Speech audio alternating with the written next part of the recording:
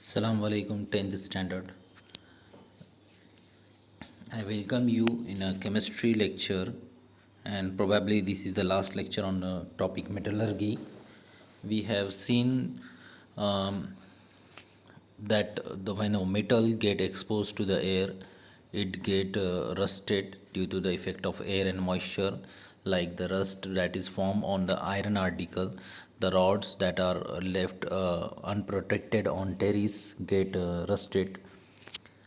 Now, how to prevent this rusting? The shackle, what we have seen earlier, this Statue of Liberty and black and silver vessel, these all are the examples of the rusting. So, how can we prevent? Yeah, we can prevent it by detaching itself or protecting itself from the air moisture so that the rust won't be formed. That is one way.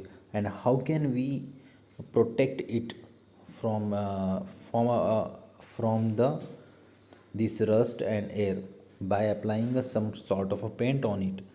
But applying a paint on a metal will be a temporary solution, not the permanent one.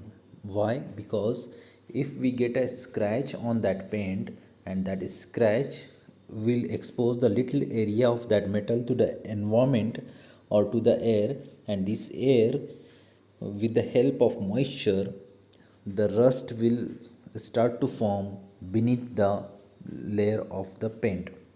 This is all going on. So is there any method that is useful or will be uh, last long as compared to all, or as compared to the painting?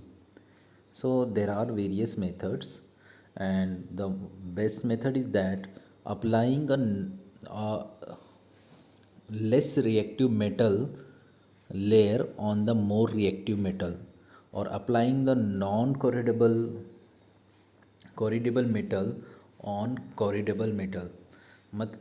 It means that if we want to protect a certain metal that is highly reactive, for example, iron. If we want to prevent this iron, we have to apply a different layer, maybe a tin layer on it, in order to protect it. And how this process can be done? It is done in many ways. One of them is galvanization or galvanizing. This is basically, galvanizing is a method in which a thin layer of zinc is applied to prevent the corrosion of iron or steel. So this is a iron, uh, some sort of iron bar over here, and this is iron bar. We want to galvanize it. Okay, we want to apply a zinc layer. So before that, we have this iron bar goes to the various procedure, like it's cleaning with the caustic soda. Then after cleaning with the caustic soda, this iron or steel rod goes to the rinsing, then after pickling, then after different types of the solution, which finally uh, finally separate the impurities or the debris that are attached on that metal. And at last, if only metal is there, at that time it will left for the drying purpose, and at that, after drying, nothing is left except the metal. At that time, that is dipped in a zinc, and this zinc coating is applied uniformly on the metal rod or a metal, and then this is allowed to cool down. After cooling, we will see iron nail.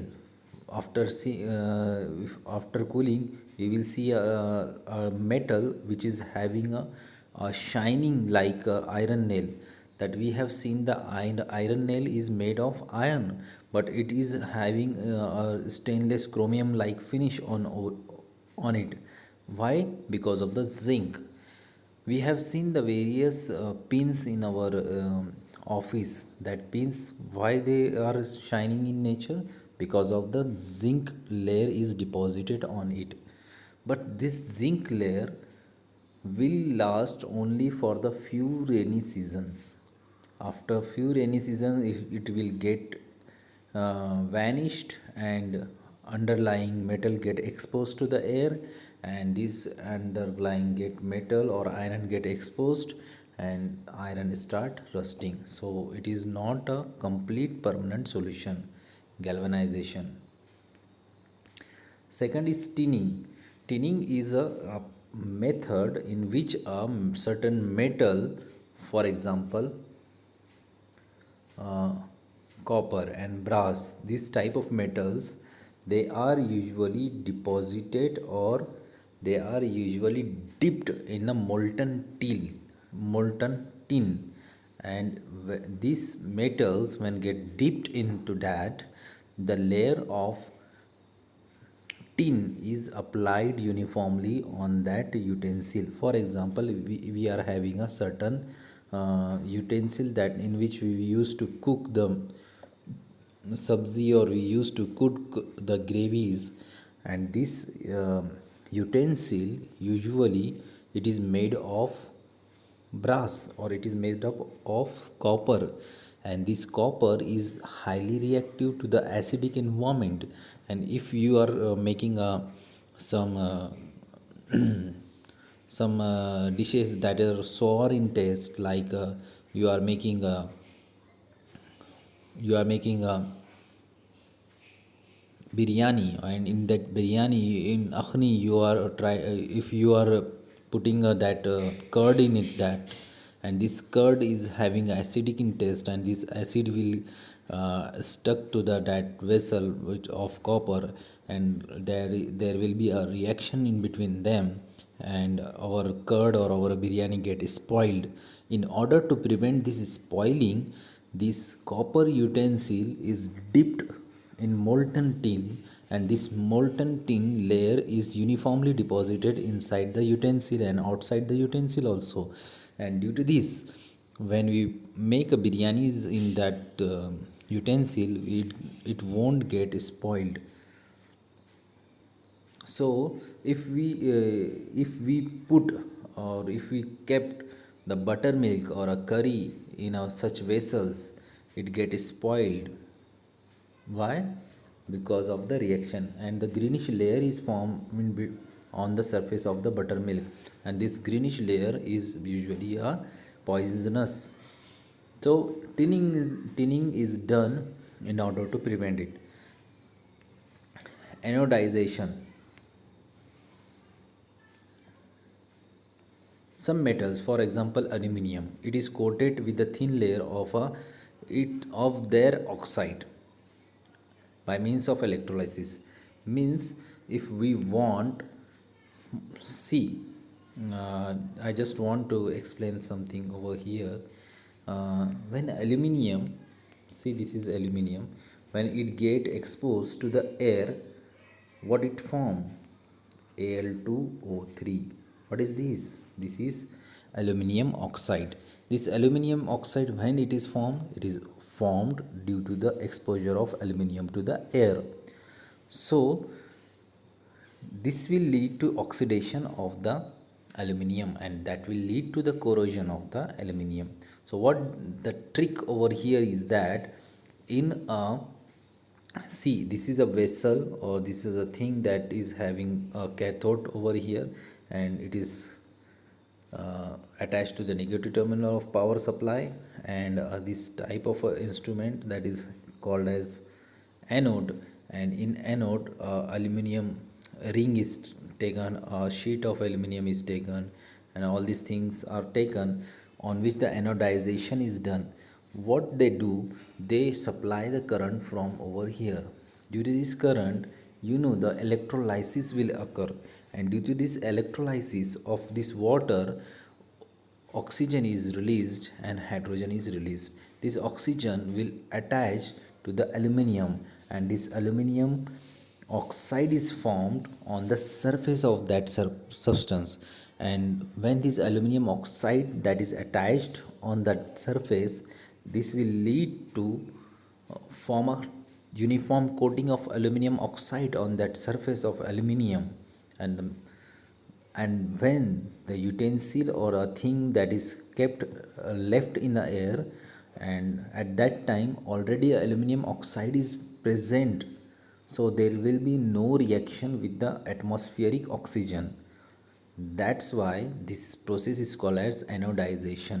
If you want to do a more thicker layer, then you have to keep that utensil dipped in that for the longer duration. This method is called as anodization. Usually the kitchen tawas are nowadays used, aluminum is used for the anodization purpose. Kitchen tawas and all these things, they use anodization. If you buy a kitchen tawa of aluminum of any brand, you will recognize that they mentioned it that it is anodized anodized aluminum tawa, like that they usually mention on it. Next is electroplating. Electroplating is a nothing but 1 gram jewelry that we used to know that inside that jewelry there is a 1 gram gold jewelry. Inside that they used to have a what is called as a brass, or what is called as that copper, and on that copper they used to plate gold, and that gold is 1 gram. So they usually took a thing like see, for example, this if we want to make this spoon a silver one, and this spoon is made of aluminum. So we will take it as a negative terminal of a battery, and we will attach to that negative terminal of battery, and in another solution from the positive side we attach a silver plate. So the current will pass from negative to positive, and due to this negativity the positive Ag ions will attract on it, and these positive ions will attract on this, and they get uniformly deposited on this spoon. This method of depositing of a certain metal on a different substance with the help of electrolysis is called as electroplating. And last but not least is the alloying. Alloying is the different metals, they are taken into certain proportions and form a homogeneous mixture, and this homogeneous mixture is used to make a utensil, or used to make a different coins. Likewise, if we say that is what is alloy, it is a homogeneous mixture formed by the metals with the another metals or non-metals, and certain proportion they are called as alloy. So for example, bronze, this is a alloy. Bronze is made of 90% of copper and 10% of tin. So bronze statues do not get affected by the sun and rain. Stainless steel utensils that we used in our kitchens, that are they are not getting rust, or they are not getting rust with the exposure to air and water. Why that is so? Why it is non they why they doesn't rust? Because they are made of 75% of iron, 18% of chromium, and 8% of carbon. This proportion allowed them allowed the iron not to get exposed to the air, and the chromium and carbon take care of it, and that's why this they are not getting rusted. Next is, the thing is that when the alloy is made with the help of mercury, that alloy is called as amalgam. So sodium amalgam means sodium plus mercury. Zinc amalgam means sodium plus zinc. Silver amalgam means silver plus mercury. So gold amalgam, they are used for the extraction of a particular metal. So with this lesson is over. If you are having a doubt, you can ask me on WhatsApp, or if you are having a doubt, I will conduct a one doubt clearing session. In that, inshallah, I will try to clear all your doubts, inshallah. Assalamu alaikum.